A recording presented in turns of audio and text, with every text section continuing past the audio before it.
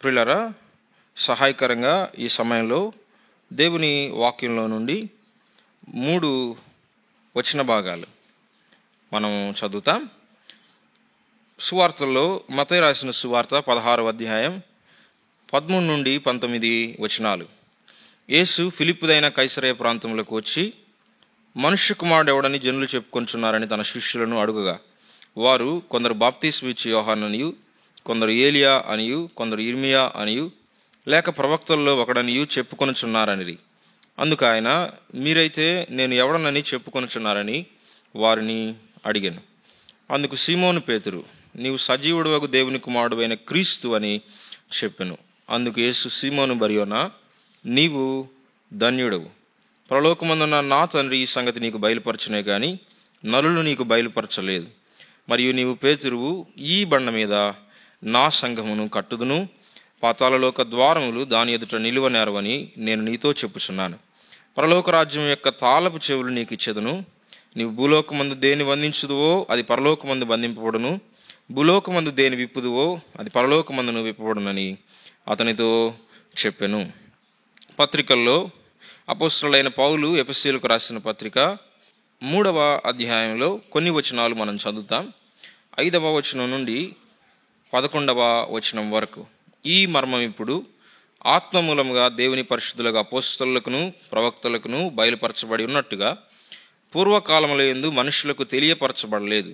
ఈ మర్మమేదనగా, అన్యజనులు సువార్త వలన క్రీస్తు యేసునందు యూదులతో పాటు సమాన వారసులను, ఒక శరీరమందలి సాటి అవయవములను వాగ్దానంలో పాలివారనై ఉన్నారన్నదియే.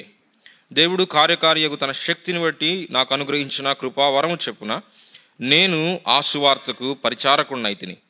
దేవుడు మన ప్రభువైన క్రీస్తు యేసునందు చేసిన నిత్య సంకల్పం చెప్పున పరలోకములో ప్రధానులకును అధికారులకును సంఘము ద్వారా తన యొక్క నానా విధమైన జ్ఞానము ఇప్పుడు తెలియబడవలనని ఉద్దేశించి, శోధింపశక్యము కాని క్రీస్తు ఐశ్వర్యమును అన్యజనులలో ప్రకటించుటకును సమస్తమును సృష్టించిన దేవుని యందు పూర్వకాలం నుండి మరుగై ఉన్న ఆ మర్మమును గూర్చిన ఏర్పాటు ఎట్టిదో అందరికి నీ తేటపరచుటకును పరిశుద్ధులందరిలో అత్యల్పుడైన నాకు ఈ కృప అనుగ్రహించెను.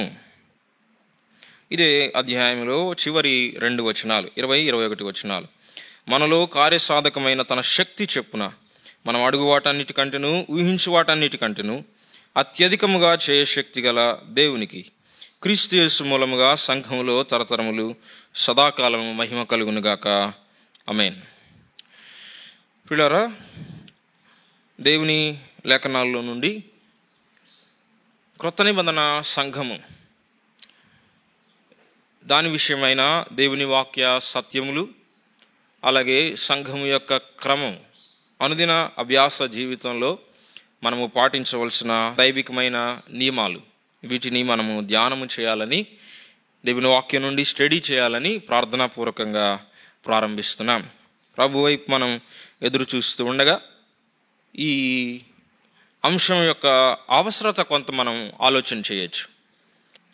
దేవుని వాక్యంలోని మిగిలిన అంశాల వలె ఈ అంశం విషయమై కూడా చాలా అస్పష్టత, రకరకాలైన బోధలు సంఘమును గురించిన ఆయా విషయాల విషయమై ప్రపంచంలో మనము వినగలుగుతున్నాం. అయితే వీటన్నిటి మధ్య లేఖనమేమి చెప్పుచున్నది అనే ప్రశ్నను మన ఎదుట పెట్టుకొని దేవుడేం చెప్తున్నాడు అని మనం వినబోతున్నాం. కాబట్టి దేవుని వాక్యంలోని ప్రాముఖ్యమైన అంశాన్ని గురించి ఆయా రకాలైన మనుషుల అభిప్రాయాలు, సాంప్రదాయాలు, పద్ధతులు, అలవాట్లు కాదు, కానీ దేవుని వాక్యం ఏం చెప్తుందో దాన్ని మనము గమనించడానికి వాక్యం దగ్గరికి వస్తున్నాం. వాక్యం మనతో మాట్లాడుతుంది. మన అభ్యాసంలో కూడా సత్యము ఎరిగిన వారమైనప్పటికీ కొన్ని విషయాల్లో మన అభ్యాసంలో కూడా కొన్ని మార్పులు ప్రభు చేస్తారని మనం నమ్ముతున్నాం. దేవుని వాక్యం యొక్క నమూనాకు సరితూగే వారంగా మనం ఉండాలనేది మన ఆకాంక్ష. ఈ ప్రశస్తమైన సత్యాల విషయమై ఈ చివరి దినాల్లో చాలా గొప్ప దాడి జరుగుతున్నట్లుగా మనం గమనిస్తాం. సంఘమును గుర్చిన సత్యాలు, దేవుని వాక్యంలో మిగిలిన సత్యాలపైన దాడి ఉన్నది.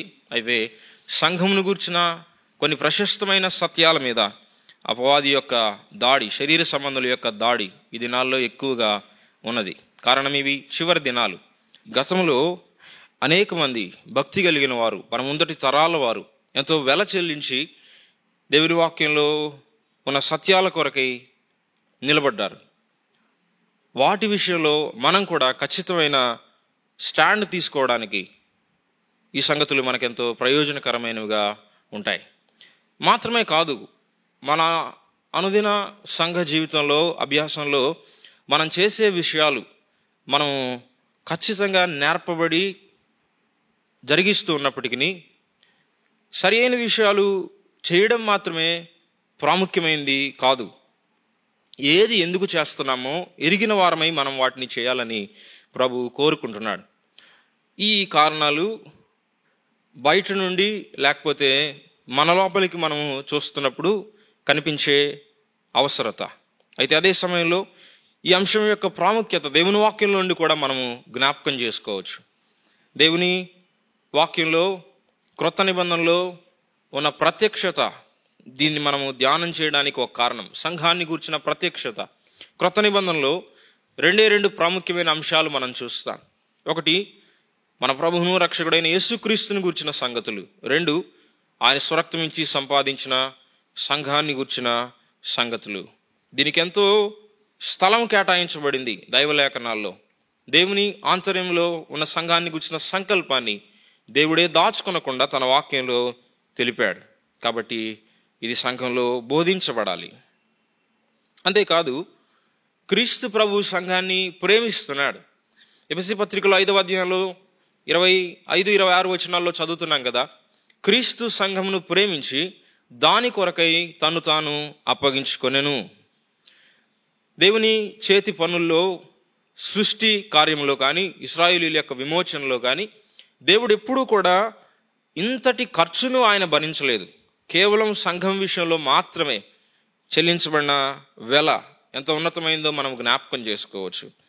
క్రీస్తు ప్రభు సంఘాన్ని ప్రేమిస్తున్నాడు అంటే మనము ఆయనను ప్రేమించేవారమైతే ఆయన ఏం ప్రేమిస్తున్నాడో ఆ విషయాల్ని మనం కూడా ప్రేమించాలి. కనుక సంఘాన్ని గూర్చిన సంగతులు మనము ఎరగడం అవసరం. ఏ విషయాన్నైనా సరిగా తెలుసుకోకపోతే, ఏ వ్యక్తినైనా సరే సరిగా మనం సన్నిహితంగా తెలుసుకోకపోతే వారిని మనము ఎక్కువగా ప్రేమించలేము. కాబట్టి అనుభవంలో సంఘాన్ని గూర్చి సరిగా ఎరిగి ఉండడం, దాన్ని బట్టి ఆచరణలో మనం ప్రవర్తించడం చాలా అవసరమైంది. సంఘాన్ని ప్రభు ప్రేమించడం మాత్రమే కాదు, దాని కొరకై తన్ను తాను అప్పగించుకున్నాడు, సమస్తాన్ని ఆయన ఇచ్చివేసుకున్నాడు అనే సంగతి మనల్ని ప్రేరేపించే ఒక సత్యం. సంఘాన్ని గూర్చిన ఈ సంగతులు మనం వాక్యంలో నుండి ధ్యానం చేస్తుండగా ప్రారంభంలో అసలు పరిశుద్ధ లేఖనాల్ని మనం ఎలా అర్థం చేసుకుంటాం, దేవుని వాక్యాన్ని చదువుతున్నప్పుడు ఈ విషయాలు మనం గమనిస్తున్నప్పుడు ఏదైనా వ్యాఖ్యాన పద్ధతి ఉందా అనే ప్రశ్నకు నేను జవాబు చెప్పాలనుకుంటున్నాను. దేవుని వాక్యంలో ఉన్న సంగతులు సరిగా గ్రహించడానికి సంఘాన్ని గురించి మాత్రమే కాదు, ఏ ఇతర అంశాన్ని గురించి అయినా సరే సరి అయిన రీతిలో దేవుని వాక్యాన్ని అర్థం చేసుకోవడానికి కొన్ని ప్రాథమికమైన వ్యాఖ్యాన పద్ధతులు మనం కొంత గమనిస్తాం. ఇంగ్లీష్ బైబిల్ని మొట్టమొదటిగా ప్రింటెడ్ బైబిల్ని తర్జుమా చేసి తయారు చేసిన మైల్స్ కోవర్డేల్ అనే భక్తుడు ఏమన్నారంటే, ఈ వాక్యాన్ని మీరు చదవడం మాత్రమే కాకుండా సరిగా అర్థం చేసుకోవాలంటే, గ్రహించాలంటే ఇందులో ఉన్న సంగతులు ఎవరికి చెప్పారో, ఏ సమయంలో, ఏ ఉద్దేశంతో, ఏ పరిస్థితుల్లో చెప్పారో, ఏ మాటలు ఉపయోగించి చెప్పారో, ముందు ఏం రాయబడిందో, తర్వాత వెనక ఏం వెళ్తుందో, ఈ విషయాలన్నింటినీ మీరు గమనించండి. అప్పుడే ఈ ఉన్నతమైన పరిశుద్ధ గ్రంథాన్ని మీరు అర్థం చేసుకుంటారు అని చెప్పాడు. కాబట్టి చాలాసార్లు అన్వయాన్ని మనం వింటున్నాం ఈ దినాల్లో. అన్వయం మంచిదే, కానీ అన్వయం ఎప్పుడు కూడా అదే వ్యాఖ్యానం కాదు, దేవుని వాక్యం యొక్క అర్థం కాదు. దేవుని వాక్యం యొక్క వ్యాఖ్యానం అనేది ఉన్నది, దాని తర్వాత ఆ వ్యాఖ్యానాన్ని బట్టి అన్వయానికి మనము రావాల్సి ఉన్నది. దేవుని వాక్యం యొక్క భావం మొదట ప్రాముఖ్యమైనది. పరిశుద్ధ లేఖనాలు దేవుని ఆత్మ ప్రేరితమై రాయబడినవి మాత్రమే కాదు, వీటిని మనం గ్రహించాలంటే దేవుని ఆత్మే మనకు బోధించేవాడుగా ఉన్నాడు. కాబట్టి ఆయన బోధిస్తూ ఉండగా మనం వాక్యాన్ని తెరిచినప్పుడు ఈ సంగతుల్ని ఏ రకంగా మనం అర్థం చేసుకుంటామో కొన్ని సూత్రాలు మీ ఎదుటికి తీసుకొని వస్తాను. మొదటిది సందర్భ సూత్రం, లా ఆఫ్ కాంటెక్స్ట్ అంటాం. దేవుని వాక్యంలో ఏ సంగతిని ఎక్కడ మనం చదివినా సరే, ఏ విషయాన్ని గురించి మనం చదివినా సరే, దాని యొక్క సందర్భం ప్రాముఖ్యమైంది. ఈ సంగతిని సరిగా అర్థం చేసుకుంటే ప్రపంచంలో చాలా శాఖలు, మత శాఖలు ఈ రోజున ఉండేవి కాదు, గలిబిలి క్రైస్తవ్యంలో ఉండేది కాదు. కాబట్టి సందర్భం ప్రాముఖ్యమైంది, అది ప్రాథమికమైన సూత్రం అని చెప్పొచ్చు. తర్వాత దేవుని వాక్యంలో మొత్తం అంతట్లో ప్రస్తావించబడిన విషయాలను మనం గ్రహించాలి. ఏ విషయం గురించి అయినా ఒక ముగింపుకు మనం వచ్చేటప్పుడు ఏదో ఒక వచనాన్ని, ఒక మూలన తీసుకొని మనము ఒక సిద్ధాంతాన్ని తయారు చేయకుండా దేవుని వాక్యంలో ఉన్న ఆ విషయాన్ని గురించిన మిగిలిన సంగతులన్నిటినీ కూడా మనం గ్రహించవలసిన వారంగా ఉన్నాం. లా ఆఫ్ టోటల్ మెన్షన్ అంటాం. క్రీస్తు ప్రభువు రెండవ రాకడను గురించి అది ఎందుకు ప్రాముఖ్యమైనది, దాని గురించిన సంగతులు ఎందుకు ఖచ్చితమైనవిగా దేవుడే తెలిపాడు అని మనం చెప్పగలుగుతున్నామంటే, దేవుని వాక్యంలో దాదాపు 2000 వచనాలు ప్రభు యొక్క రెండవ రాకడను గురించి వ్రాయబడ్డాయి.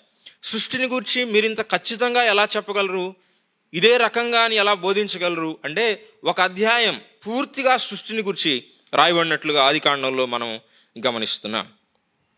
ప్రత్యక్షపు గుడారాన్ని మోషే స్పష్టంగా, ఖచ్చితంగా ప్రభు చెప్పినట్టుగా నిర్మించగలిగాడు.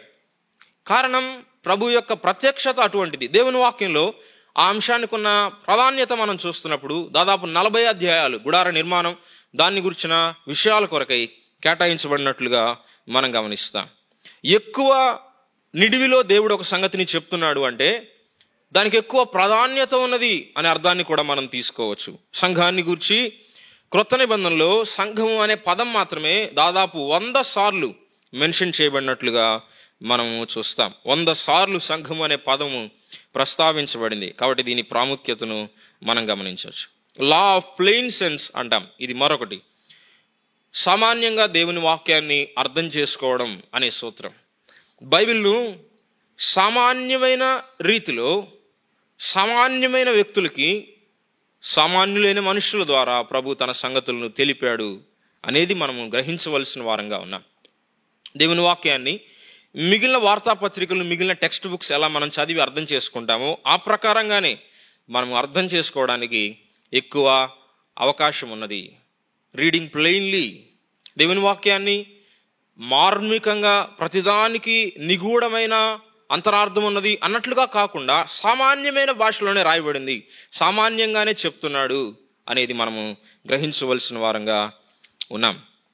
ఉదాహరణకి అపోస్తల కార్యాల్లో 2వ అధ్యాయంలో 38వ వచనంలో, 22వ అధ్యాయంలో 16వ వచనంలో పాప క్షమాపణ నిమిత్తము బాప్తిస్మం పొందండి అనే మాటను మనం గమనిస్తాం. కొంతమంది దాన్ని తీసుకొని అదే ప్రత్యేకమైన సిద్ధాంతంగా చెప్తున్నారు. బాప్తిస్మం ఎందుకు అంటే పాప క్షమాపణ నిమిత్తం, మారు మనసు పొందడం అనేది ప్రాముఖ్యమైనది కాదు అన్నట్లుగా. రక్షణ అనుభవం, దాన్ని బాప్తిస్మంతో ముడిపెట్టి చెప్పేవారు ఉన్నారు. ఆ అంశాన్ని గురించి మిగిలిన వాక్యం ఏం చెప్తుంది అనేది వారు గమనించరు. రక్షణను గురించి మిగిలిన ఎన్నో వచనాలు ప్లెయిన్గా దేవుని వాక్యంలో స్పష్టంగా చెప్పబడుతున్నాయి. విశ్వాసము ద్వారా రక్షణ అని చెప్తున్నాడు, ఏ క్రియల ద్వారా కాదు అనేది స్పష్టంగా స్థాపించబడిన సత్యం. అలా అయితే ఆ మాటల్ని లిటరల్గా ప్లెయిన్గా తీసుకున్నప్పుడు ఈ మిగిలిన అనేకమైన వచనాలని ఎందుకు వేరే రకంగా వారు తీసుకుంటున్నారు? ఇది ఒక ప్రశ్న. దేవుని వాక్యం ఎప్పుడు చదువుతున్నా సరే ఇంగ్లీష్లో ఒక సేయింగ్ ఉంది, if plain sense makes common sense, take no other sense. సామాన్యంగా మనం చదువుతున్నప్పుడు అర్థమైనప్పుడు అదే దాని భావం అని మనం గ్రహిస్తాం. అదర్వైజ్ అలా కాకపోతే మీరు ఏ ఇతరమైన అర్థం చెప్పినా ఇట్ బికమ్స్ నాన్ సెన్స్ అన్నారు. కాబట్టి ప్లెయిన్ సెన్స్లో వాక్యాన్ని చదవడం. అంతేకాదు దేవుని వాక్యంలో దేవుడు ఒక పాజిటివ్ ప్యాటర్న్ను మనకు అనుగ్రహిస్తాడు. ఒక నమూనాను దేవుడు తన వాక్యంలో మనకు ప్రత్యక్షపరుస్తాడు. క్రొత్త నిబంధనలో చాలా విషయాలు నెగిటివ్గా చెప్పబడలేదు, పాజిటివ్గా చెప్పబడ్డాయి. పాత నిబంధనలో 2 రకాలుగా చెప్పబడినప్పటికీ క్రొత్త నిబంధనలో ఎక్కువగా పాజిటివ్గా దేవుడు తన విషయాలను చెప్తున్నాడు. అపోస్తల కార్యాల నుండి పత్రికలు కానీ ఈ విషయాలు మనము చదువుతున్నప్పుడు చాలామంది ఏమంటారంటే, ఉదాహరణకు సంఘాన్ని గురించి చెప్తున్నప్పుడు ఇవన్నీ కేవలం డిస్క్రిప్టివ్ అండి, ప్రిస్క్రిప్టివ్ కాదు. అంటే మనల్ని చేయమని ఆజ్ఞాపించినవి కావు, వారు ఇలా చేశారు అనే వివరాలు మాత్రమే అని చెప్తారు. కాదు, దేవుని ఆత్మ నడిపింపులో వారు ఇది చేసి దేవుడే మనకు ఒక నమూనాను అనుగ్రహిస్తుండగా వారు మనకి మాదిరిగా ఉన్నారు. పాజిటివ్ ప్యాటర్న్ అంటాం, బ్లూ ప్రింట్ అంటాం. బైబిల్లో ఎక్కడ కూడా మోకరించడం, ప్రభు సన్నిధిలో మోకరించడం అనే ఆజ్ఞను మనం చూడం, కానీ భక్తులు అలా చేశారు. ఇది ఒక మాదిరిగా, నమూనాగా మనకున్నది కాబట్టి మనం మోకరిస్తున్నాం. పాత నిబంధనలో అటువంటి పిలుపులు ఉన్నాయి. రండి యెహోవా సన్నిధిలో మోకరిద్దాం అనే పిలుపులు మనం వాక్యంలో గమనిస్తున్నాం. తర్వాత లా ఆఫ్ గ్రామర్, వ్యాకరణ సూత్రం, ఇది కూడా ప్రాముఖ్యమైంది. దేవుని వాక్యంలో సామాన్యంగా మనం చదువుతున్నప్పుడు ఏ సంగతి అయినా సరే గతకాలానికి సంబంధించి చెప్తున్నాడా, వర్తమాన కాలానికి సంబంధించి చెప్తున్నాడా, భవిష్యత్తుకు సంబంధించిన విషయాలు చెప్తున్నాడా అనేది మనం గ్రహించాలి. ఇది ఏకవచనంలో చెప్తున్నాడా లేక బహువచనంలో చెప్తున్నాడా అనేది మనం గమనించాలి. ఉదాహరణకి గలతీ పత్రికలో యేసుక్రీస్తు ప్రభువుని గురించి మాట్లాడుతూ అబ్రహాముతో దేవుడు చేసిన వాగ్దానాన్ని ప్రస్తావిస్తూ ఆయన అబ్రహాముతో మాట్లాడుతున్నప్పుడు అనేక మందిని గురించి నీ సంతానం అని అన్నట్టుగా కాక ఒకరిని గురించి అన్నట్టే చెప్తున్నాడు అని చదువుతాం. ది సీడ్ ఎవరు అంటే ఆ సంతానము క్రీస్తు అని చెప్తున్నాడు. స్త్రీ సంతానము క్రీస్తు అని చెప్తున్నాడు. కాబట్టి ఏకవచనంలోనా బహువచనంలోనా అనేది మనం గమనించవలసిన వారంగా ఉన్నాం. ఈ విషయాలన్నీ కూడా సామాన్యంగా వ్యాఖ్యాన సూత్రాలు అంటాం, హెర్మెన్యూటిక్స్ అంటాం థియాలజీలో. అయితే ఇదేదో ఒక ప్రత్యేకమైన పద్ధతి మనం ఏర్పరచుకున్నది అని కాదు, కానీ పరిశుద్ధాత్ముడు వాక్యాన్ని ఎలా వ్యాఖ్యానించాడో ఆ పద్ధతిలోనే ఈ సూత్రాలను కొన్నిటిని మనం అర్థం చేసుకుంటున్నాం. ఉదాహరణకి పరిశుద్ధాత్ముడు వాక్యాన్ని ఎలా వ్యాఖ్యానించాడు చదువుతాం చూడండి. మత్తయి రాసిన సువార్త 1వ అధ్యాయంలో పాత నిబంధన లేఖనాల్ని పరిశుద్ధాత్ముడు క్రొత్త నిబంధనలో ఎలా ఉపయోగించాడో మనం చదువుతాం.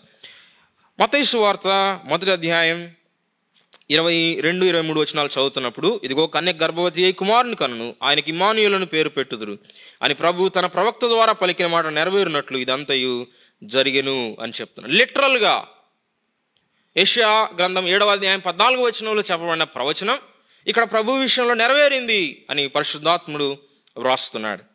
2వ అధ్యాయంలో కూడా 5వ వచనంలో మనం చదువుతున్నప్పుడు మీకా గ్రంథంలో చెప్పబడిన ప్రవచనం, యూదయ బెత్లెహేమును గూర్చిన ప్రవచనం, యూదయ దేశ బెత్లెహేమ, నీవు యూదా ప్రధానుల్లో ఎంత మాత్రమును అల్పమైన దానము కావు, ఇశ్రాయేలును నా ప్రజలను పరిపాలించు అధిపతి నీలో నుండి వచ్చును అని ప్రవక్త ద్వారా వ్రాయబడి ఉన్నది అని మనం చదువుతున్నాం. దేవుని వాక్యాన్ని లిటరల్గా మనం తీసుకోవాలి, లిటరల్ ఇంటర్ప్రిటేషన్. సియోను అని ప్రస్తావించబడిందా, సియోన్ను గురించి చెప్తున్నాడా, అది సియోన్ను గుర్చే. యెరూషలేము అన్నాడా, ఇశ్రాయేలు అన్నాడా, అది వారిని గుర్చే. బబులోను అన్నాడా, అది బబులోను గుర్చే. అష్షూరు అన్నాడా, అది అష్షూరును గుర్చే. దానిలో ప్రత్యేకమైన ఆత్మీయమైన అంతరార్థాలు ఏవి లేవు. కాబట్టి దేవుని వాక్యాన్ని ఇలాగున మనము గ్రహిస్తాం. మరొక ప్రాముఖ్యమైన సూత్రం లా ఆఫ్ ఫస్ట్ మెన్షన్, దేవుని వాక్యంలో మొదటి ప్రస్తావన అని మనం చెప్పొచ్చు. ఏ విషయాన్ని గురించి అయినా మనం ధ్యానం చేస్తున్నప్పుడు దేవుని వాక్యంలో ఆ విషయం మొట్టమొదటిసారిగా ఎక్కడ ప్రస్తావించబడిందో మనం గమనిస్తున్నప్పుడు కొన్ని ప్రాముఖ్యమైన సంగతులు మనం అక్కడ గ్రహిస్తాం. సంఘాన్ని గురించి మత్తయి సువార్త 16వ అధ్యాయంలో మొట్టమొదటి ప్రస్తావన మనం చూస్తాం. లోకల్ కాంటెక్స్ట్లో స్థానిక సంఘాన్ని గురించి మత్తయి సువార్త 18లో మనం చదువుతున్నాం. దేవుని వాక్యంలో మొదటి ప్రస్తావన యొక్క ప్రాముఖ్యత చాలా విషయాల్లో మనం గమనించవచ్చు. ఉదాహరణకి ప్రేమ యొక్క మొదటి ప్రస్తావన ఎక్కడుంది? ఆదికాండం 22వ అధ్యాయంలో మనం గమనిస్తున్నాం. ఆ 22వ అధ్యాయంలో అబ్రహాము మరియు ఇస్సాకు మధ్య ఉన్న ఆ ప్రేమ సంబంధాన్ని గురించి చెప్తున్నాడు. నీకు ఒక్కడై ఉన్న నీవు ప్రేమించు ఇస్సాకు అని చెప్తున్నాడు. ప్రేమ అనేది తండ్రికి కుమారునికి మధ్య ఉన్నది అనే ఒక పాఠాన్ని మనం చూస్తున్నాం. పరలోకపు తండ్రి కుమారుల మధ్య ఉన్న ప్రేమను అది మన జ్ఞాపకానికి తీసుకొని వస్తుంది. ప్రేమ అనేది దేవుని మూలంగా కలిగింది, అది అక్కడి నుంచి ప్రారంభమైంది. ఆ పోలికను దేవుడు మనకు కూడా అనుగ్రహించాడు. ప్రేమించడం మన కొలతలను బట్టి కాదు, మన భావనలను బట్టి కాదు, దేవుని కొలతలను బట్టి అనేది మనం గ్రహిస్తున్నాం. యోహాను సువార్తలో ప్రభు శిష్యులను ఆయన ప్రేమిస్తున్నాడు అని చెప్తున్న సంగతిని తండ్రి ఆయనను ప్రేమించిన ప్రేమ యొక్క కొలతతో పోల్చి చెప్తున్నాడు. తండ్రి నన్ను ఎలాగున ప్రేమించను, నేను కూడా మిమ్మును అలాగే ప్రేమిస్తున్నాను అని చెప్తున్నాడు. 22వ అధ్యాయంలో ఆదికాండంలో మరికొన్ని విషయాలు కూడా మొట్టమొదటిసారిగా ప్రస్తావించబడ్డాయి. ఆరాధన విషయంలో మ్రొక్కి అనే మాట యొక్క ప్రస్తావన మనం చూస్తాం. గొర్రెపిల్ల యొక్క ప్రస్తావన మనం చూస్తాం. మొదటి ప్రస్తావన మాత్రమే కాదు, కొన్ని విషయాలు ఒకే ఒకసారి దేవుడు ప్రస్తావించిన విషయాలు ఉన్నాయి. Single mention. అది ఒక విషయం యొక్క విశిష్టతను, ప్రత్యేకతను మనకు చూపిస్తుంది. ఆదికాండంలో 28వ అధ్యాయంలో నిచ్చెనను గురించి మనం చదువుతాం. వేరే ఎక్కడా మనం చదవం. అయితే క్రొత్త నిబంధనలో నిచ్చెన అనే పదం చూడంగాని యోహాను సువార్త 1వ అధ్యాయంలో యేసు ప్రభు ఆ నిచ్చెన ఆయనే అని చెప్తున్నాడు. దేవుని వద్దకు ఎక్కి వెళ్ళాలంటే ఈయన మాత్రమే అని చెప్తున్నాడు. లూకా సువార్త 23వ అధ్యాయంలో కల్వరి అనే స్థలాన్ని గురించిన ప్రస్తావన మనం చూస్తాం. ఒకే ఒకసారి ఆ పదం ప్రస్తావించబడింది. దాని విషయమై పొరపాటు పడవలసిన పని లేదు. మానవులందరి నిమిత్తమై పాప ప్రాయశ్చిత్తార్థ బలి ఒకే స్థలంలో జరిగింది. అది సరిపోయిన బలి అని దేవుడు మనకు జ్ఞాపకం చేస్తున్నాడు. చివరి ప్రస్తావన కూడా ప్రాముఖ్యమైంది. ఒక విషయాన్ని గురించి దేవుడు చివరిసారిగా చెప్తున్నాడు అంటే ఇక అంతకు మించి చెప్పవలసినది ఏమీ లేదు అని దాని యొక్క భావం. దేవుడు ఈ విషయాన్ని గురించి ఆయన తన తలంపుల్లో ఉన్న సంగతులను ప్రత్యక్షపరచడం ఇంతటితో ముగించాడు అని దాని యొక్క భావం. ఇక అంతకన్నా ఎక్కువగా మనం వెళ్ళవలసిన పని లేదు. రహస్యములు మన దేవునివి, అవి ఆయనకు చెందుతాయి, బయలుపరచబడినవి మనవి అని చదువుతాం. ఇక మిగిలిందంతా చెప్పబడిన విషయాల విషయమై మానవ బాధ్యత మాత్రమే. దేవుడు చెప్పవలసింది ఇక అంతకు మించి లేదు అనేది దాని యొక్క అర్థం. అయితే మొదటి ప్రస్తావన గురించి మనం ఆలోచన చేస్తున్నప్పుడు దేవుడు మొదటిసారి ఒక విషయాన్ని చెప్తున్నప్పుడు తర్వాత కూడా అనేక విషయాలు తెలుపుతాడు ఆ సంగతిని గురించి. అయితే మొదటిసారి ఆయన చెప్పిన సంగతుల్ని విడిచిపెట్టి కాదు, వాటి నుండి తొలగిపోయి కాదు. అయితే దేవుడు ఆ విషయాన్ని ఇంకా ఎలాబొరేట్ చేసి, ఎక్స్పాండ్ చేసి మనకు తెలుపుతాడు. ఒక విషయాన్ని గురించి ఆయన మొదటి తలంపులు, ఆయన వాక్యంలోని మొదటి తలంపులు అవే మన మొదటి తలంపులుగా ఉండడం ఎంత శ్రేష్టమైన విషయమో. మరొకటి లా ఆఫ్ ప్రోగ్రెసివ్ మెన్షన్, ఇది కూడా జ్ఞాపకం చేయాలనుకుంటున్నాను. ఒకసారి ఒక చోట చెప్పినవి మనం తీసుకొని అంతటితో ముగింపుకు రావడం కాదు. ఉదాహరణకి ప్రార్థన గురించి మత్తయి సువార్త 7:7లో మనం ఎరిగిన వచనం, అడుగుడి మీకు ఇయ్యబడును, తట్టుడి తీయబడును, వెదకుడి దొరుకును అని చదువుతున్నా. ఏది అడిగినా సరే అనే భావాన్ని మనం అనుకోవచ్చును. యోహాను సువార్తలో కూడా చెప్తున్నారు, మీరు నా నామమున ఏది అడిగినను, నన్ను ఏమి అడిగినను నేను చేతును అనే మాటను చూస్తున్నాం. అయితే యోహాను రాసిన పత్రికకు మనం వస్తాం. చూడండి, యోహాను మొదటి పత్రిక 5వ అధ్యాయం 14వ వచనం. 5:14. ఆయనను బట్టి మనకు కలిగిన ధైర్యం ఏదనగా ఆయన చిత్తానుసారముగా మనం ఏది అడిగినను ఆయన మన మనవి ఆలకించుననేది. ఇక్కడ ఒక చిన్న మాట, ఆయన చిత్తానుసారంగానే దాన్ని మనం గమనిస్తున్నాం. కాబట్టి దేవుని వాక్యంలో ఒక విషయాన్ని గురించి దేవుడు ప్రోగ్రెసివ్గా ఒకదాని వెంట మరొకటి ఆయన ప్రత్యక్షపరుస్తాడు అనే సూత్రాన్ని మనం గ్రహిస్తున్నాం. తర్వాత వాక్యంలో దేవుని వాక్యం యొక్క భాష కూడా ప్రాముఖ్యమైంది. Language of scripture. దేవుని వాక్యంలో కొన్ని పదాలను దేవుడు ఎలా ఉపయోగిస్తున్నాడో వాటి యొక్క నిర్వచనాలని మనం సరిగా అర్థం చేసుకోవాలి. పాత నిబంధనలో కొన్ని సందర్భాల్లో ఇశ్రాయేలు వినుము, యాకోబు వినుము అని చెప్తున్నాడు. దాని అర్థం యాకోబు అనే ఒక్క వ్యక్తితో మాట్లాడుతున్నాడు అని కాదు. ఇశ్రాయేలు జనాంగం అంతటిని గూర్చి, యాకోబు సంతానాన్ని గూర్చి ఆయన చెప్తున్నాడు. క్రొత్త నిబంధనలో సహవాసం అనే పదం ప్రత్యేకమైంది. దాన్ని గూర్చి దేవుని వాక్యం యొక్క నిర్వచనం మనం తెలుసుకోవాలి. విశ్వాసం అనే పదం ఒకటి ప్రత్యేకమైన రీతిలో ఉపయోగించబడింది. ది ఫెయిత్ అని చదువుతాం. మనము ప్రభువునందుంచే నమ్మకం, ఇది మన విశ్వాసం వాస్తవమే. కానీ విశ్వాస విషయమై అని చెప్తున్నాడు. తిమోతి పత్రికలో కొంతమంది ఓడ బద్దలైపోయిన వారి వలె ఉన్నారు అని చదువుతున్నా. యూదా పత్రికలో ఒకే అధ్యాయం ఉంది, పరిశుద్ధులందరికీ ఒక్కసారి అప్పగించబడిన విశ్వాసం అని చదువుతాం. ఇంగ్లీష్లో ది ఫెయిత్, తెలుగులో బోధ అని చదువుతున్నా. విశ్వాసము అంటే మనము దేవుని వాక్యంలోని ప్రాముఖ్యమైన సంగతులను గురించి మనం ఏమి నమ్ముతున్నామో ఆ బోధను గురించి విశ్వాసం అనే పదం ఉపయోగించబడింది. విశ్వాస విషయమైన ఐక్యత చెప్పబడింది. ఎఫెసీ పత్రికలోనే మనం చదువుతాం. ఏ విషయాన్ని గురించి అయినా మనం ఏమి నమ్ముతున్నాం అనేది మన విశ్వాసం. క్రీస్తుని గురించి మనం ఏమి నమ్ముతున్నాం, ఆయన రాకడను గురించి మనం ఏమి నమ్ముతున్నాం, సంఘాన్ని గురించి మనం ఏమి నమ్ముతున్నాం, పరిశుద్ధాత్మను గురించి మనం ఏమి నమ్ముతున్నామో ఇది మన విశ్వాసం. ది ఫెయిత్, ఇది మన బోధ, డాక్ట్రిన్ అనే మరొక సంగతి. దేవుని వాక్యం అన్ని కాలాలకు సరిపోయింది అనే మరొక సూత్రాన్ని కూడా మనం జ్ఞాపకం చేసుకోవచ్చు. ఈ దినాల్లో చాలామంది దీన్ని అంగీకరించడం లేదు. అయినప్పటికీ దేవుని వాక్యం దేవుని ప్రజలకు అన్ని కాలాల్లో సరిపోయిందిగా దేవుడు అనుగ్రహిస్తున్నాడు. ఏదైనా ఒక సంగతిని తీసుకొని వాక్యంలో అది ఆ కాలానికి సంబంధించింది, ఇప్పట్లో చేయలేం అని చెప్పడానికి వీల్లేదు. ఉదాహరణకు బాప్తిస్మాన్ని గురించి ఈ కాలంలో కొంతమంది రహస్య విశ్వాసులు ఉన్నారు, అది సాధ్యపడదు, పట్టణాల్లో మరికొన్ని క్లిష్ట పరిస్థితుల్లో అది కుదరదు అని చెప్పడానికి అవకాశమే లేదు. తిమోతి 2వ పత్రిక 3వ అధ్యాయం 16వ వచనంలో చదువుతున్నాం కదా, దైవావేశం వలన కలిగిన ప్రతి లేఖనం ఉపదేశించుటకును, ఖండించుటకును, తప్పుదిద్దుటకును, నీతి యందు శిక్ష చేయుటకును ప్రయోజనకరమై ఉన్నది అని చదువుతా. దేవుని వాక్యానికి ఏది కలుపవలసిన అవసరత లేదు.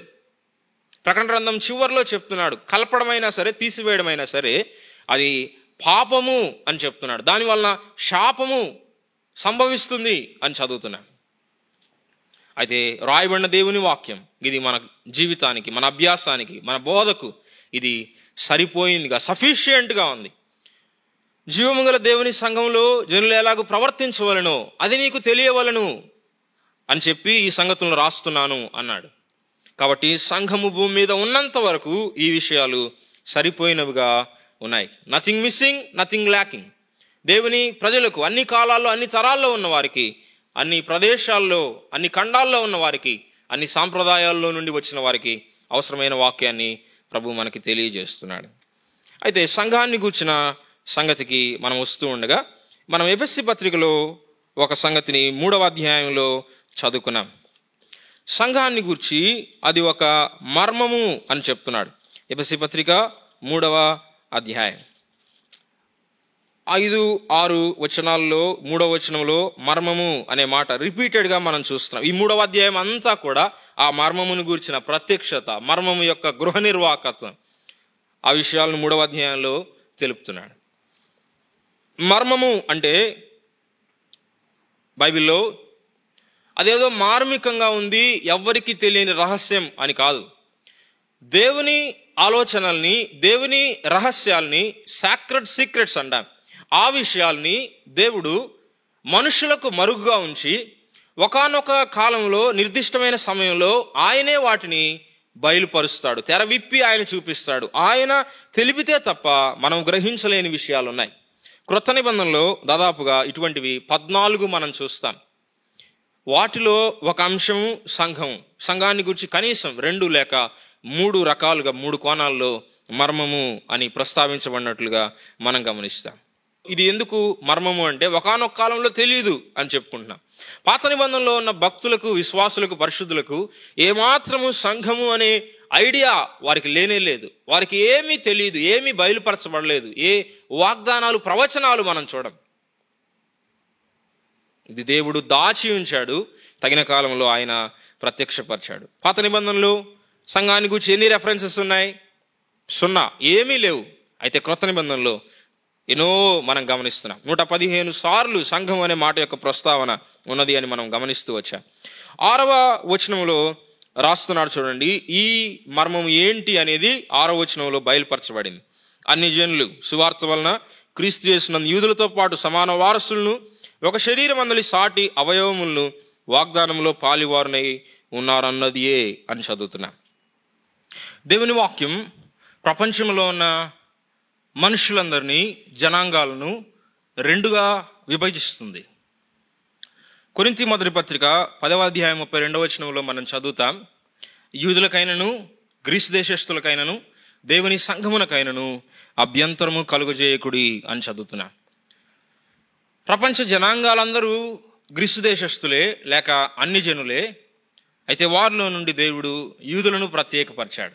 ఆదికాండం 12వ అధ్యాయంలో అబ్రహాము యొక్క పిలుపును గురించి మనం చదువుతున్నాం. అబ్రహాములో నుండి వచ్చిన వారు తప్ప మిగిలిన వారందరూ అన్యజనులే.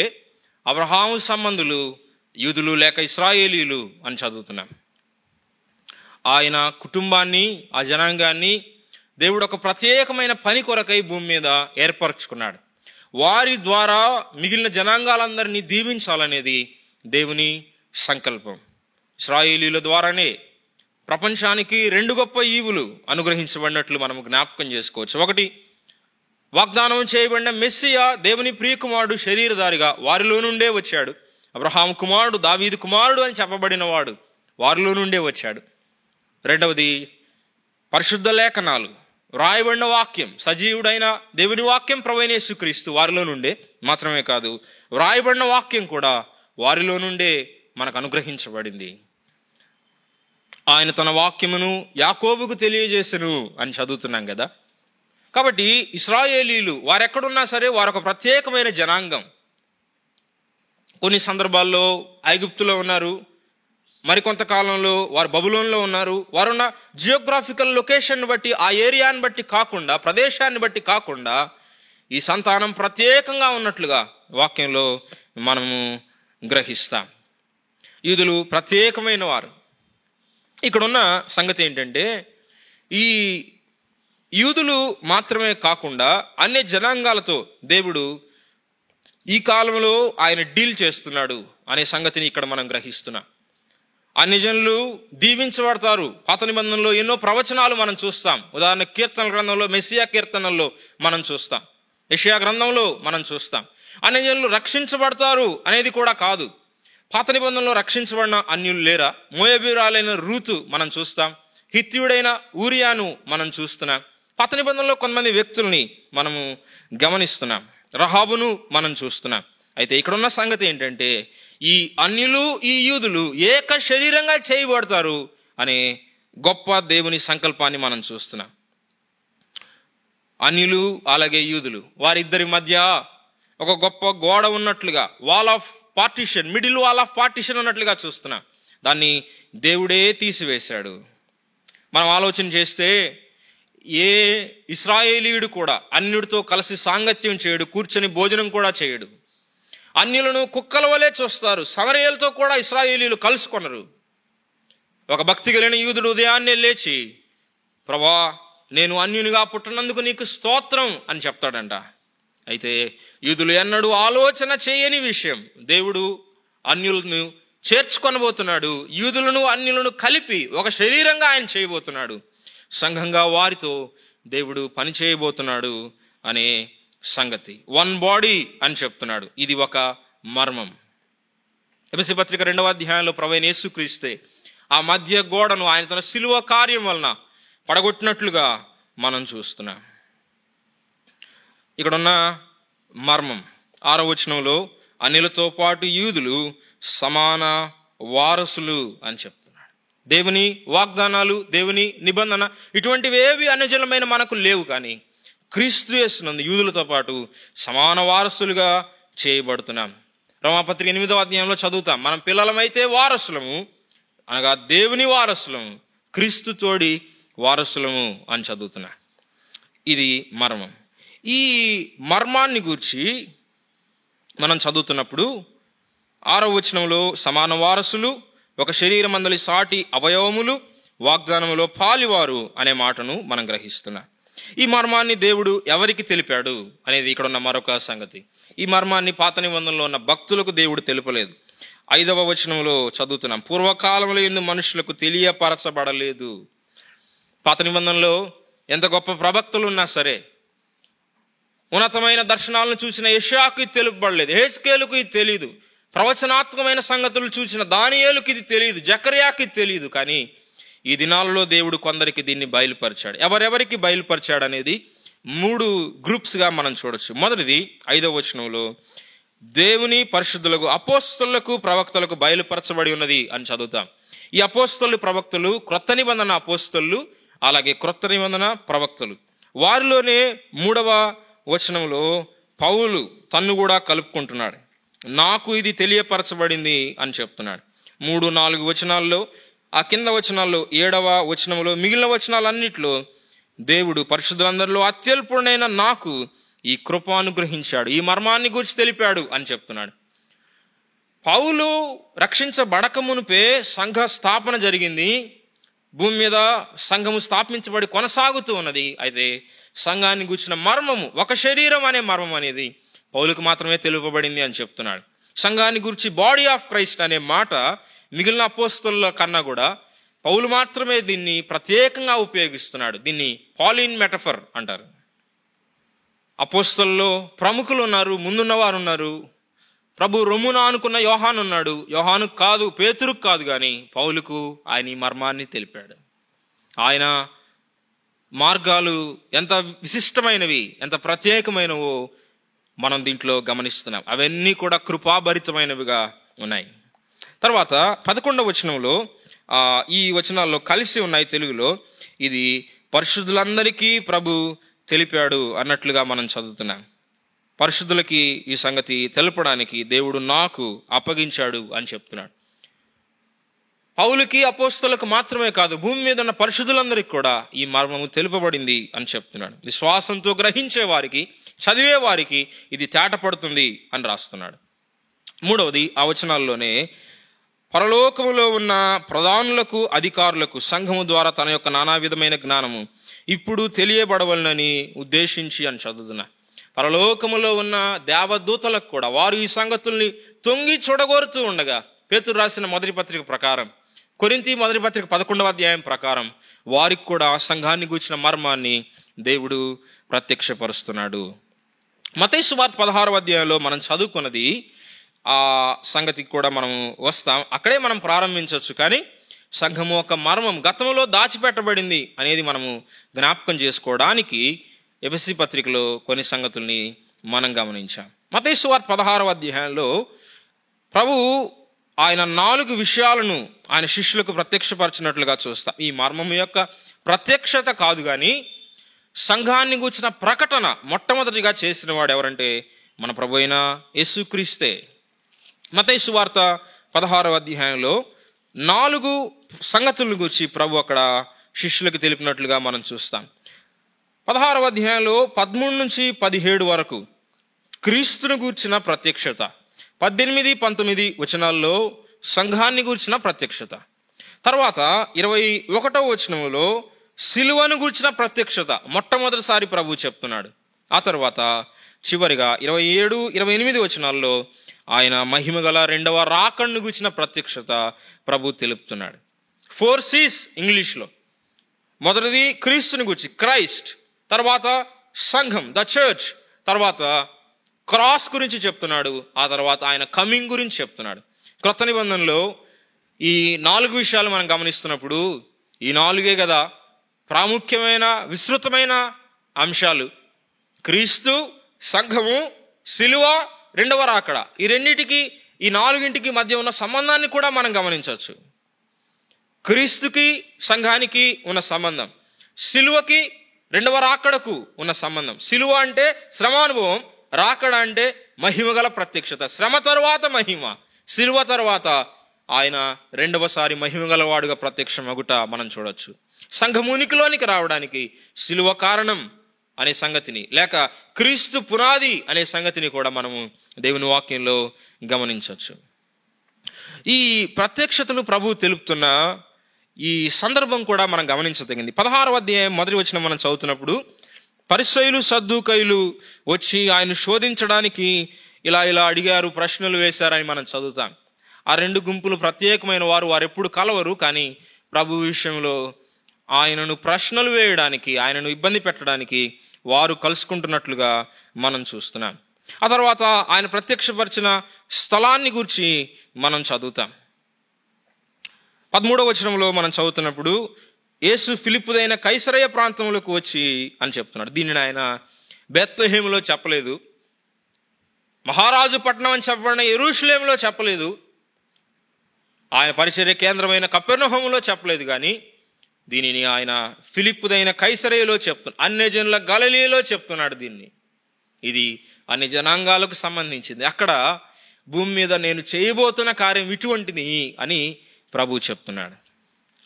అక్కడ 13వ వచనం నుంచి మనం చదువుకున్న భాగంలో 2 ప్రశ్నలు ప్రభు శిష్యులకు వేసినట్లుగా మనం చూస్తాం. మొదటిది, మనుష్య కుమారుడు ఎవడని జనులు చెప్పుకొంచున్నారు అని అడిగాడు.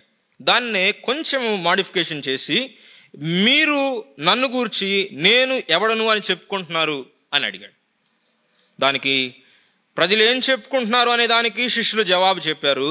దాంట్లో వారు 14వ వచనంలో పాజిటివ్గానే చెప్తున్నారు. నెగిటివ్గా బయల్జెబూలని, దయములు పట్టిన వాడని చెప్పి అటువంటివి చెప్పడం లేదు. కానీ 14వ వచనంలో అయా బాప్తిస్మిచ్చి యోహానువి, ఏలియావి, విలపించే ఇర్మియా ప్రవక్తవి లేక ప్రవక్తల్లో ఒకనివి అని చెప్తున్నారు. ఆ తర్వాత మీరేమనుకుంటున్నారు అని అన్నప్పుడు 16వ వచనంలో పేతురు చెప్తున్నాడు, నీవు సజీవుడవగు దేవుని కుమారుడువైన క్రీస్తువు అని చెప్తున్నాడు. సజీవుడవగు దేవుని కుమారుడువు ఒక మాట, అలాగే క్రీస్తువు అని చెప్తున్నాడు. The son and also the promised messiah. క్రీస్తువు అని చెప్తున్నాడు, కుమారుడు అని చెప్తున్నాడు. ప్రభువుని గురించి ఎంత సారాంశ రీతిలో ఆయన చెప్తున్నాడో మనం గమనిస్తున్నాం. చూడండి, యేసు ప్రభు యొక్క వ్యక్తిత్వం, ఆయన పని అంతా కూడా ఈ 2 మాటల్లోనే ఇమిడి ఉంది. ఇది పేతురు నీ అంతటి నీవే చెప్పింది కాదు, కానీ 17వ వచనంలో నరులు నీకు చెప్పలేదు, పరలోకమందున నా తండ్రి ఈ సంగతి నీకు బయలుపరిచాడు అని చెప్తున్నాడు. ఇది పరలోకం నుండి పేతురుకు అనుగ్రహించబడిన ప్రత్యక్షత. క్రీస్తుని గూర్చిన పేతురు యొక్క ఒప్పుకోలు ఇది పరలోకం నుండి అతనికి అనుగ్రహించబడిన ప్రత్యక్షత, తండ్రి తెలియజేసిన ప్రత్యక్షత అని చెప్తున్నాడు. అయితే 18వ వచనంలో మరియు అని చెప్తున్నాడు. నన్ను గూర్చిన సంగతి తండ్రి తెలిపాడు, అయితే నేను ఇప్పుడు నీకు ఇంకొక సంగతి ప్రత్యక్షపరుస్తున్నాను అని ప్రభు చెప్తాడు. I also say to you, నేనేం చెప్తున్నానంటే మరొకటి చెప్తున్నాను, నీవు పేతురువి, రాయివి, అయితే ఈ బండ మీద నా సంఘమును కట్టుదును అని మరొక సంగతిని గురించి ప్రభు చెప్తున్నాడు. ఈ చిన్న ఫ్రేజ్ని మనం విడదీసి ఆలోచన చేస్తాం. ఐ విల్, నేను కడతాను అని ప్రభు చెప్తున్నప్పుడు ఈ కట్టడం పట్ల ఆయనకున్న ఆసక్తి, ఆయన ఉద్దేశాన్ని మనము గమనించవచ్చు. నేను కడతాను, ఎన్ని అవరోధాలు ఉన్నప్పటికీ నా శక్తి చేత, నా సంకల్పం చేత, నా దృఢ నిశ్చయతను బట్టి నేను దీన్ని చేస్తాను అని ఆయన చెప్తున్నాడు. సంఘానికి ఎన్నో హింసలు మొదటి శతాబ్దంలోనే ఎదురైనట్లుగా మనం చూస్తున్నాం. అయినా ఈ పని కొనసాగుతూనే ఉన్నది. కొన్ని విషయాలు వాటర్ ప్రూఫ్ ఉంటాయి, మరికొన్ని ఫైర్ ప్రూఫ్ ఉంటాయి. అయితే సంఘం పెర్సెక్యూషన్ ప్రూఫ్. శ్రమల ద్వారా సంఘము లేకుండా పోతుంది అనేది కాదు, ఎన్నడూ వాస్తవం కాదు అది. ఎక్కడైతే శ్రమలు ఉన్నాయో అక్కడ సువార్త వ్యాప్తి బహుగా వృద్ధి చెందినట్లుగా మనము చూస్తాం. చైనాలో, రష్యాలో, ఇటువంటి ప్రాంతాల్లో, దేశాల్లో సువార్త వ్యాప్తి ఎంతగా జరిగిందో జ్ఞాపకం చేసుకోవచ్చు. మొదటి శతాబ్దంలోనే ఆయన కట్టడం ప్రారంభించాడు. శిష్యులు సువార్తను బూదిగంతాలకు మోసుకొని వెళ్ళండి అని ప్రభు చెప్పాడు. అదే పనిని వారు అదే శతాబ్దంలో జరిగించలేదా? మొదటి శతాబ్దంలో యూరప్కు సువార్త వెళ్ళింది. అపొస్తలుడైన పౌలు కొంతమంది వెళ్ళినట్లుగా చూస్తున్నాం. తోమా భారతదేశం వరకు వచ్చినట్లుగా చరిత్రలో ఆధారాలు మనం చూస్తున్నాం. ప్రభు యొక్క వాగ్దానం, నేను కట్టుదును. అసలు ఆయన గురించి చెప్పబడిన ప్రవచనం యెషయా 42లో చదువుతాం. భూలోకములో అతడు న్యాయము స్థాపించే వరకు మందగిలడు, నలుగుడు పడడు అని చదువుతాం. హీ షాల్ నాట్ ఫెయిల్ అని చదువుతాం. ఆయన దీని విషయంలో ఎన్నడూ కూడా విఫలము కాని కట్టేవాడు అని మనం గమనిస్తాం. కట్టుదును అని చెప్తున్నప్పుడు ఇది ఒక కట్టడంగా మనం చూస్తాం. దీని కొరకైన బ్లూ ప్రింట్ మనము భూమి మీద ఆయనతో చేతులు కలిపి పనిచేయడానికి ప్రభు మనకు అనుగ్రహించాడు. అపోస్తలు, ప్రవక్తలు వేసిన పునాది మీద ఆయన దీన్ని కడుతున్నాడు అని ఎఫెసీ పత్రిక 2వ అధ్యాయంలో మనం చదువుతాం. క్రీస్తు యేసే ముఖ్యమైన మూలరాయిగా ఉండగా ఆయన దీన్ని కడుతున్నాడు. తర్వాత నా సంఘము అని ప్రభు చెప్తున్నాడు.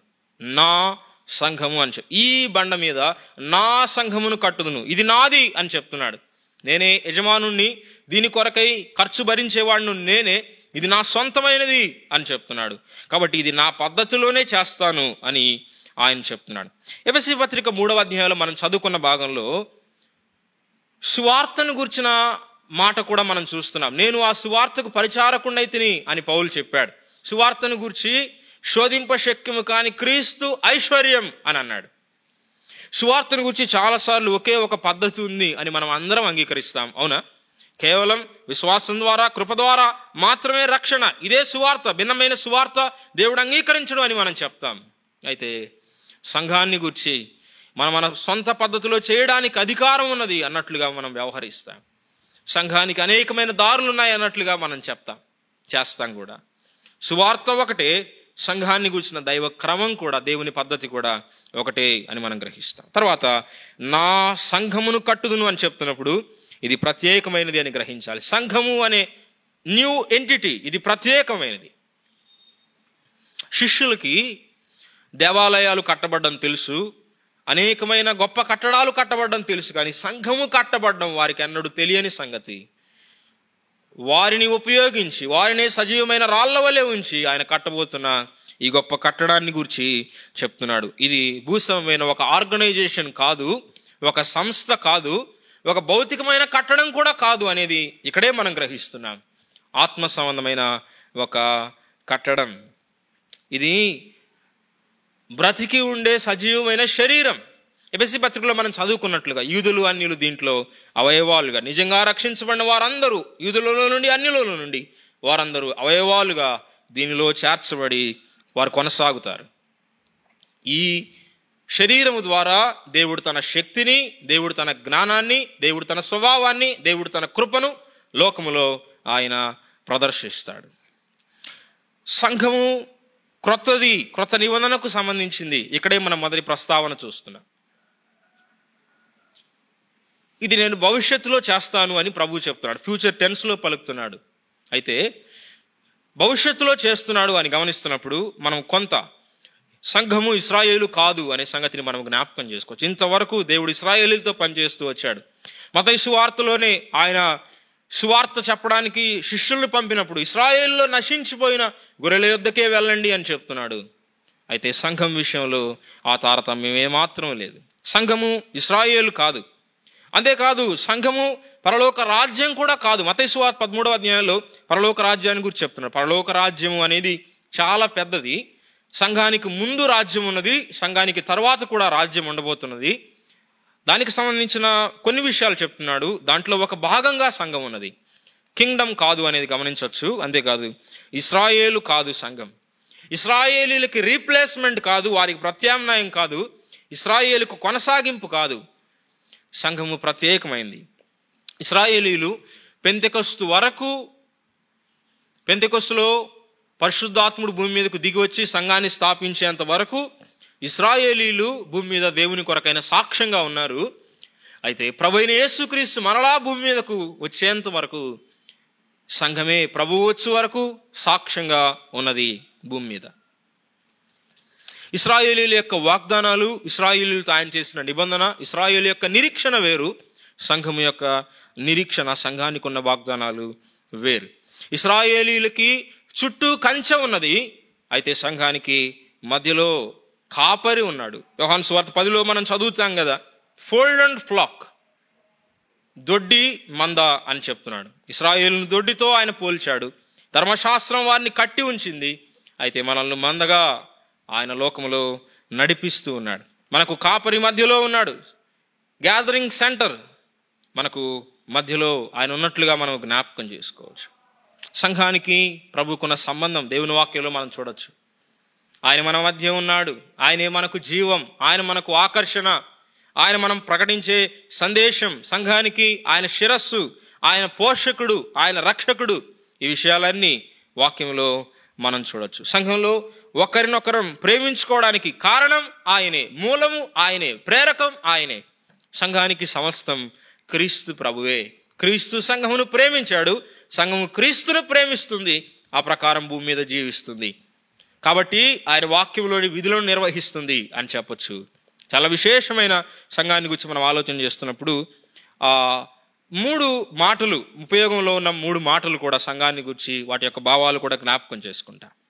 చర్చ్ అని చెప్పే పదం, అది గ్రీకులో కురియాకోస్ అనే పదం నుండి తీసుకొని రాబడిన పదం.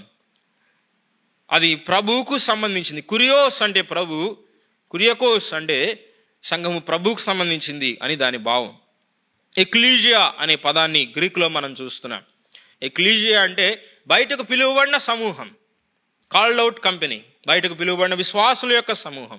అపవాది యొక్క అధికారములో నుండి బయటకు పిలువబడ్డాం, చీకటిలో నుండి బయటకు పిలువబడ్డాం, ఆశ్చర్యకరమైన ఆయన వెలుగులోనికి మనం పిలువబడ్డాం. అంతేకాదు లోకము నుండి, లోకము యొక్క పద్ధతుల నుండి మనం బయటికి పిలువబడిన సమూహం. ప్రత్యేకంగా ప్రభు మనల్ని బయటకు పిలుస్తున్నాడు, సువార్త ద్వారా ఆయన పిలుస్తున్నాడు. మూడవది అసెంబ్లీ అని చెప్పుకునే పదం.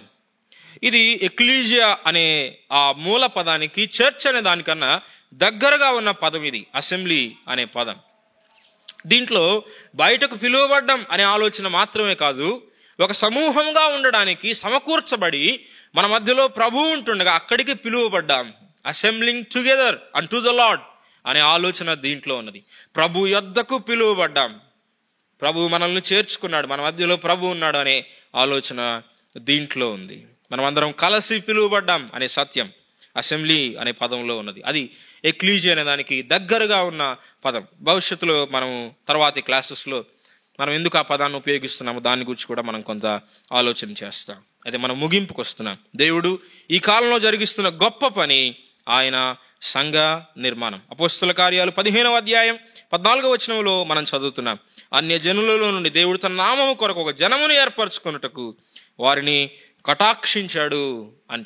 దేవుడు ఈ కాలంలో, ఈ కృపాయుగం అని అంటాం, దీంట్లో దేవుడు జరిగిస్తున్న గొప్ప కార్యం సంఘ నిర్మాణం. అన్ని జనుల నుండి తన నామము కొరకై ఆయన ప్రతి జనాంగంలో నుండి, ప్రతి భాష మాట్లాడు వారిలో నుండి, భయంకరమైన విగ్రహారాధనలో నుండి, సాంప్రదాయాల్లో నుండి, ఆచారాల్లో నుండి తన నామము కొరకై ఒక జనమును ఆయన ప్రత్యేకపరుస్తున్నాడు. నశించిపోయిన, దేవుని ఉగ్రతకు మాత్రమే పాత్రులై ఉన్న అన్య జనులను ఆయన కనికరించి, రోమాపత్రిక 15లో మనం చదువుతున్నాం కదా, క్రీస్తు ప్రభు దేవుడు సత్యవంతులని స్థాపించడానికి సున్నతి గల వారికి పరిచారకుడయ్యాడు. అయితే దేవుని కనికరాన్ని గురించి అన్యులు కూడా సంతోషించడానికి ఆయన మన నిమిత్తమై నిందలు భరించాడు అని మనం చదువుతున్నాం. సంఘము అనాది కాలం నుండి దేవుని ఆలోచనలో ఉండగా క్రీస్తు ప్రభు వచ్చి సంఘం కొరకై చేసిన కార్యాన్ని మనం చూస్తున్నాం. ప్రభు సిలువ వేయబడి, చనిపోయి, సమాధి చేయబడి, తిరిగి లేచి ఆరోహణమై పైకి వెళ్ళిన తర్వాత దేవుని ఆత్మ భూమి మీదకు దిగి వచ్చి ఎవరైతే క్రీస్తునందు దేవుడు పిలిచాడో, వారిని ఆయన నీతిమంతులుగా తీర్చాడో, వారిని ఆయన ప్రత్యేకమైన వారుగా, వారిలో దేవుని ఆత్మ నుంచి దేవుని కుమారుని స్వారూప్యానికి వారిని నడిపిస్తూ సంఘ నిర్మాణాన్ని ఆయన జరిగిస్తున్నాడు. క్రీస్తు ప్రభు తన మహిమతో తిరిగి వచ్చినప్పుడు, సంఘాన్ని ఆయన కొనిపోయినప్పుడు తండ్రి ఎదుట ఆయన మహిమ గదిగా దీన్ని ప్రదర్శిస్తాడు. అప్పుడు మనము గొప్ప ఆశ్చర్యంతో చెప్పగలిగిన మాట ఏంటంటే, ప్రభువా నీకు స్తోత్రం, ఈ బండ మీద నా సంఘమును కట్టుదును అని నీవు చెప్పిన మాటను నీవు అక్షరాలను నెరవేర్చావు, దాంట్లో మమ్మల్ని కూడా నీవు భాగంగా చేశావు. నీ గొప్ప సంకల్పానికై స్తోత్రం. ఇది ఇంత ఉన్నతమైందని భూమి మీద ఉన్నప్పుడు మాకు కొన్ని సందర్భాల్లో తెలియలేదు. మేము కొన్నిసార్లు నీ మాట వినలేదు, నీకు భయపడలేదు, నీకు సహకరించలేదు. అయినా సరే నేర్చుకోవడానికి ఆలస్యంగా ఉన్నాం, అన్కోఆపరేటివ్గా ఉన్నాం మేము. అయినా సరే నీవు సంఘాన్ని కట్టావు, ఈ దీనులను ఉపయోగించావు, మమ్మల్ని కూడా దాంట్లో పాలిభాగస్తులుగా చేసుకున్నావు. నీకే మహిమ అని చెప్తా. ఈ విషయాలను గురించి మనం ఆలోచన చేస్తున్నప్పుడు, సంఘాన్ని గురించి మనం వింటున్నప్పుడు ఏదో ఈ సత్యాలను విని ఆనందించడం మాత్రమే కాదు, కానీ దీని కొరకై కొంత ఖర్చును మనం భరించాలి. సంఘ నిర్మాణంలో మనం కూడా ప్రభుతో కలిసి చేతులు కలిపి పని చేయాలంటే కొంత వెలను చెల్లించవలసిన అవసరం ఉంది. విండో షాపింగ్ అంటాం, అటువంటి చేయడానికి అవకాశం లేదు. మనం కూడా ఈ సత్యాలను నేర్చుకొని గ్రహించి వాటి కొరకు నిలువబడితే కొంత వెలను చెల్లిస్తాం. వ్యతిరేకతను మనం ఎదుర్కొనవలసి వస్తుంది, క్రిటిసిజం, అపోజిషన్ ఉంటుంది. అయినా సరే ప్రభు మన యందు ఆనందిస్తాడు. క్రీస్తు యేసు మూలంగా సంఘములో ఆయన తను తాను మహిమపరుచుకుంటాడు. దేవుని మహిమ గురిగా మనము ఈ ధ్యానాలను చేస్తాం, ఈ సత్యాలను అంగీకరిస్తాం, ఈ విషయాల్ని జీవితాల్లో పాటిస్తాం. ప్రభుకే మహిమ కలుగును గాక.